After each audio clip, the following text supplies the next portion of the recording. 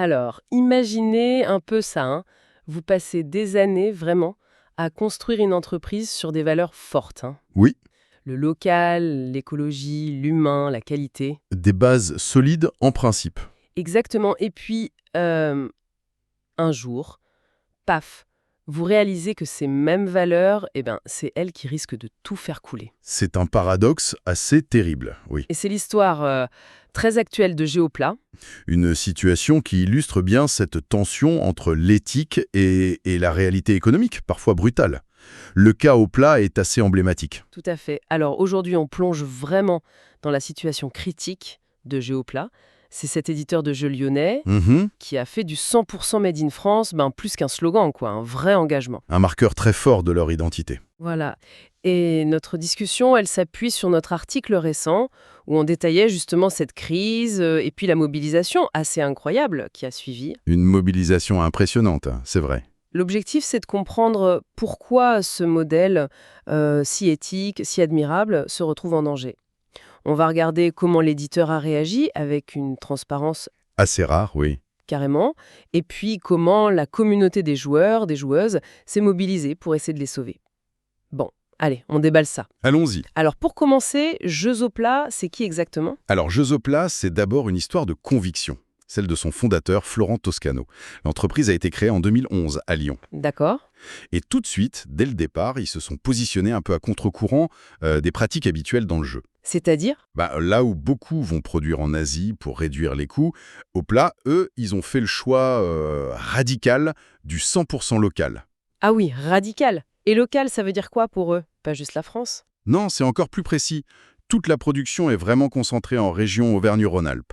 D'accord. Les imprimeurs, les cartonniers, ceux qui assemblent les jeux, tout le monde est dans un périmètre assez restreint. C'est un peu, comme on l'écrivait dans l'article, une sorte de village gaulois du jeu, quoi. C'est une bonne image, oui. Il résiste à cette tendance lourde de la délocalisation. Et l'engagement va plus loin. Ah ouais. Bah oui, c'est une démarche cohérente. Par exemple, ils refusent de bosser avec Amazon. Ah quand même. Oui, ils estiment que les pratiques de la plateforme collent pas avec leurs valeurs. Pareil pour le Black Friday. Ils le boycottent? Ouvertement, pour eux, c'est le symbole d'une surconsommation qu'ils rejettent. C'est une posture, quasi militante. Et ça se voit aussi dans leur jeu, non? Le choix des thèmes, tout ça? Complètement. Leurs jeux sont pas anodins, on peut penser à Cosmopolite par exemple. Ah oui, excellent jeu. Génial, hein? Ce jeu coopératif où tu gères un resto en jonglant avec plein de langues. Hmm, C'est super ludique, mais il y a un message derrière sur la communication, l'interculturel. c'est clair. Et il y a la marche du crabe aussi. Ah, la marche du crabe. Un jeu à deux seulement, une poésie folle, une mécanique super ingénieuse, tirée d'une BD en plus. Magnifique. Ou plus récemment, Osmosis qui touche à l'écologie. Il y a une vraie cohérence, tu vois, entre la manière de faire la fabrication éthique et le contenu des jeux. Des jeux qui ont du sens, Souvent, oui. qui invitent à réfléchir, à coopérer. Ils ont vraiment construit quelque chose de fort. Une identité, une communauté fidèle autour de ça. Tout à fait. Et pourtant, ben, c'est ce modèle admirable, cette éthique qui est aujourd'hui sur la sellette. C'est là que ça coince. Et c'est ça le nœud du problème. C'est ce qu'on analysait dans notre article comme étant le paradoxe structurel d'Opla. Hmm, Ce qui a fait leur force, leur différence, cette production française, cette éthique forte, ça s'est retourné contre eux, avec la conjoncture économique récente. Florent Toscano le disait très bien, on l'avait cité, on n'a jamais voulu délocaliser. Voilà. Même quand tout le monde le faisait autour. C'était un choix de principe. Maintenu pendant des années. Oui, malgré la pression pour réduire les coûts. Un choix courageux, mais qui s'est pris de plein fouet la tempête économique. Qu'est-ce qui s'est passé exactement? Le point clé, c'est l'explosion des coûts des matières premières. Ah oui, Le papier, le carton, tout ce qui compose un jeu de société. Les prix ont grimpé, mais de façon spectaculaire. de quel ordre, hein? On parle de plus 30, plus 40% en très peu de temps. Ah ouais, énorme. Donc, mécaniquement, produire en France, c'était déjà plus cher à cause de la main-d'œuvre, etc. Bien sûr. Mais là, c'est devenu encore plus cher. L'écart avec une production en Asie ou même en Europe de l'Est, il s'est creusé de manière vertigineuse. Et j'imagine que ça tombe au mauvais moment, le marché du jeu lui-même est un peu tendu, non? Exactement. Le marché du jeu de société, il a connu des années folles, une croissance énorme. Oui. Mais là, on sent des tensions, peut-être même un début de contraction. La concurrence est devenue féroce. Avec des gros acteurs. Des très gros acteurs, oui. qui peuvent inonder le marché, casser les prix grâce à leur volume énorme, souvent produits en Asie. Pour un petit éditeur comme Opla, qui refuse ça par principe, la pression sur les marges est devenue juste intenable. Et leur refus de vendre sur Amazon, ça joue aussi, j'imagine.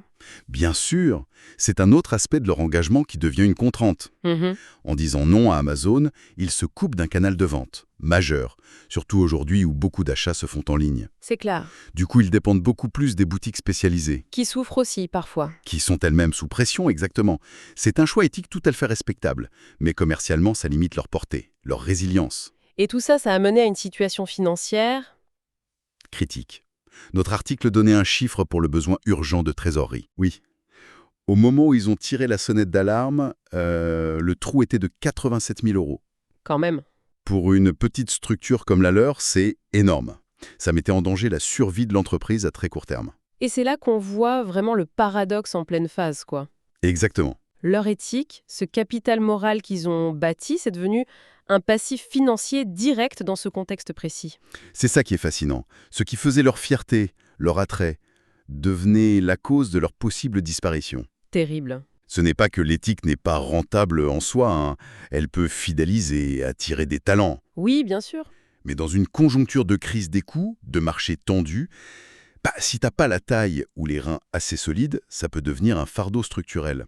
Pour Opla, l'équation tenait plus, tout simplement. Alors, face à cette impasse, beaucoup auraient peut-être, je sais pas, caché la poussière sous le tapis. Ou chercher des solutions discrètes, oui. Peut-être même renier un peu leurs principes sans le dire. Voilà. Mais au plat, non. Leur réponse a été... Différente. Et c'est là que l'histoire devient vraiment intéressante, je trouve. Plutôt que le silence ou la com bien lisse, Mhm. ils ont choisi une stratégie de la dernière chance. Une audace folle, la transparence totale. Ah oui. Et ça, c'est hyper rare dans les affaires. Et encore plus dans le jeu indé où on aime bien montrer que tout va bien. Alors, concrètement, ils ont fait quoi? Ils ont lancé une campagne de financement participatif. Sur Ulule. D'accord. Avec un titre assez parlant. Vers l'infini, les jeux au plat. Mais le point crucial, et ça, on l'a bien souligné dans l'article. Oui. C'est que le but, c'était pas de financer un nouveau jeu super cool, comme 99% des campagnes Ulule. Ah non, non. Non, c'était un SOS, pur et simple. L'argent demandé, c'était pour combler le trou, pour survivre. Carrément, ils n'ont pas cherché à enrober le truc. Pas du tout. Une honnêteté désarmante. Florent Toscano a vraiment mis carte sur table. Il a expliqué noir sur blanc pourquoi ils en étaient là. Sans filtre. Voilà. Et à quoi chaque euro allait servir. C'était presque un audit public de leurs difficultés. Il a détaillé les besoins, là. Oui. Payer les dettes aux fournisseurs, les fameux partenaires locaux en Auvergne-Rhône-Alpes, Logique. régler les droits aux auteurs de jeux, financer les réimpressions urgentes de jeux en rupture, comme la marche du crabe. Qui devait manquer à beaucoup de monde. Exactement. Et puis, bien sûr, assurer les salaires de la petite équipe au plat. Pas de promesses vagues, juste la réalité brute pour continuer l'aventure. Et cette transparence, cette honnêteté radicale, ça a eu quel effet? Eh bien, plutôt que de créer la méfiance ou la pitié, ça a touché une corde sensible, apparemment. C'est ça. Ça a transformé ce qui aurait pu être vu comme une demande d'aumône en une sorte de proposition d'investissement moral, un soutien militant presque. Tout à fait. Les gens savaient exactement pourquoi ils donnaient, pas pour un produit futur flou, mais pour sauver un modèle auquel ils croyaient. Pour la survie immédiate de ce modèle. Et la réaction qui a suivi, alors là, c'est là que ça devient vraiment intéressant. Ah oui, la mobilisation de la communauté a été bluffante, bien au-delà de ce qu'Opla espérait, je pense. Ah bon? Les chiffres qu'on rapportait dans l'article sont assez fous. L'objectif initial, il a été pulvérisé. En combien de temps? 35 000 € en 48 heures. Waouh, 2 jours. C'est énorme, oui. En 2 jours, une somme déjà très conséquente était réunie. Et ça s'est pas arrêté là. Non, l'élan a continué. Au moment où on écrivait l'article, donc quelques jours après le lancement, Oui. la campagne avait dépassé les 63 000 €, avec presque 900 contributeurs. 900 personnes. Et ça pour une campagne qui promettait pas de contrepartie matérielle tout de suite, à part la survie de l'éditeur. C'est fou. C'est un résultat phénoménal. Ça montre un attachement hyper fort. Mais alors, comment on explique ça? Pourquoi cet élan? Qu'est-ce qui a poussé tous ces gens à mettre la main à la poche? Je pense qu'il y a plusieurs raisons. Mais la principale, c'est la nature du soutien. C'était pas juste un achat, quoi. Non. C'était perçu comme un acte, presque militant, Mm. idéologique. Mm. Les contributeurs, c'est surtout des joueurs, des joueuses qui connaissent Opla, qui connaissent leurs valeurs. Ils savaient ce qu'ils défendaient. Exactement.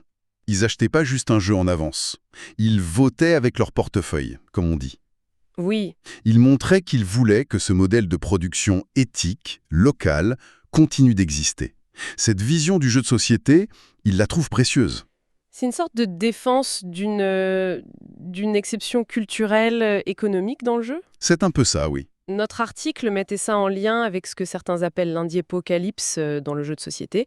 Tu peux nous rappeler ce que c'est? Oui, c'est important pour comprendre pourquoi la réaction pour Hoopla a été si particulière. Ces dernières années, il y a eu plusieurs éditeurs indépendants, même respectés, Oui. qui ont eu de gros soucis financiers. Certains ont même fermé. Comme qui, par exemple? L'article citait 2 cas marquants. Holy Grail Games, HGG, ils faisaient des jeux très beaux, très produits. Oui, je vois. Eux, ils ont été emportés par la flambée des coûts de transport après le Covid, des problèmes de prod. Des facteurs externes, surtout. Voilà. Un autre cas, Asynchrone, là, ça semble plus lié à des questions de gestion, de communication, Hmm. qui ont fini par casser la confiance avec une partie de leur communauté, notamment les backers sur Kickstarter. D'accord. Et la différence avec Hoopla, alors? C'est le capital confiance. Ça, c'est le point crucial. La confiance. Absolument. Dans le cas de HXGG, la cause était externe, trop grosse. La communauté ne pouvait pas faire grand-chose. Pour Asynchro, c'est la confiance elle-même qui a été abîmée. Difficile de mobiliser après ça. Et Oula? Hoopla, c'est l'inverse. Non seulement ils avaient construit ce capital confiance énorme pendant 10 ans, par leur cohérence, leur transparence, Oui? mais en plus, la raison de leur crise, leur refus de lâcher leur éthique face aux problèmes économiques, c'était justement ce pourquoi les gens les aimaient. Ah, bien vu. C'est parce qu'ils souffraient à cause de leurs valeurs que les gens se sont mobilisés pour ces valeurs. C'est fascinant comme dynamique. Leur faiblesse économique était en fait la source de leur force communautaire. C'est exactement ça. Et si tu regardes le secteur indé en général, tu vois à quel point cette confiance, cet alignement de valeurs entre un éditeur et sa communauté, Hmm. c'est devenu une monnaie d'échange cruciale, peut-être la plus précieuse en temps de crise. Plus que l'argent lui-même. L'argent, ça peut se trouver. La confiance, une fois perdue, c'est très dur à regagner. Hmm. Hoopla a pu s'appuyer sur cette confiance au moment où ils en avaient le plus besoin. Donc, ce qui s'est passé avec Hoopla, ça dépasse le simple sauvetage financier, en fait. Ah oui, largement. C'est la preuve qu'une communauté engagée peut décider consciemment de subventionner un modèle qu'elle juge important, Exactement. même si ce modèle n'est pas le plus performant selon les critères purement économiques du marché. C'est une forme d'intervention citoyenne directe dans l'économie, si tu veux. Une manière de dire non, cette logique marchande qui menace d'éliminer ce qui est différent, on n'en veut pas à tout prix. La communauté dit « on veut que ce type d'entreprise existe et on est prêt à payer pour ça ». C'est un peu ça, oui. Et d'ailleurs, ce combat pour la survie n'était pas fini quand on a écrit l'article, hein. La campagne Ulule devait atteindre les 87 000 €. Oui, c'était l'objectif vital. Et idéalement le dépasser pour leur donner un peu d'air. Elle avait été prolongée, je crois. Oui, l'article mentionnait une prolongation jusqu'au 21 novembre 2025. Donc c'était une vraie course contre la montre qui continuait, chaque euro comptait. Ce succès de départ et cet élan, c'est génial, mais ça pose quand même une question de fond. Ah oui, une question cruciale pour l'avenir. C'est ça. Cette perfusion communautaire, aussi belle soit-elle, est-ce que c'est une solution durable ? Hmm. Est-ce qu'un modèle économique peut reposer sur des appels à l'aide comme ça, même réussis ? Ou est-ce que c'est juste un pansement ? Sur une fragilité structurelle plus profonde. Voilà. Alors, au final, qu'est-ce que toute cette histoire nous apprend sur Hoopla, mais peut-être plus largement sur ce défi de concilier éthique et survie économique? Ça montre la puissance incroyable d'une communauté qui partage des valeurs fortes, c'est indéniable. Oui, Mais ça nous met aussi face à la difficulté de faire vivre des modèles alternatifs dans un marché globalisé avec toutes ces pressions. ok, résumons un peu ce parcours. On a vu comment Jeux Hoopla, cet éditeur lyonnais, Fidèle à son éthique 100% française, voilà, s'est retrouvé étranglé financièrement, victime, paradoxalement, des coûts de ses propres valeurs. dans une conjoncture difficile, oui.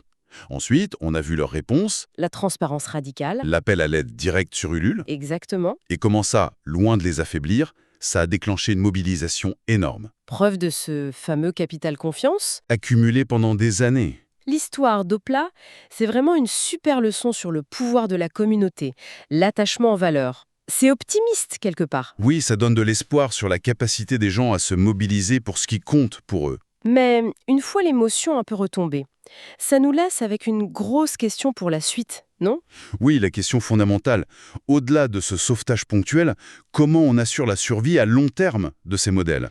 Ces modèles qui privilégient l'éthique, le local, l'humain, Est-ce qu'ils sont condamnés à vivre sous cette menace constante, à dépendre de la générosité de leur communauté de temps en temps? ou est-ce qu'il faut penser à des changements plus structurels? C'est la question. Repenser toute la chaîne de valeur, peut-être? De la création à la vente?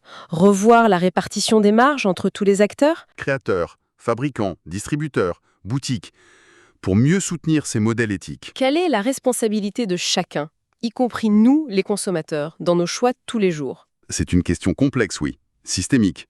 Ça dépasse largement le cadeau plat, même s'il est très parlant. Ça interroge le type d'économie qu'on veut, en fait, collectivement. Le sauvetage d'eau plat, c'est une belle bataille gagnée par la communauté.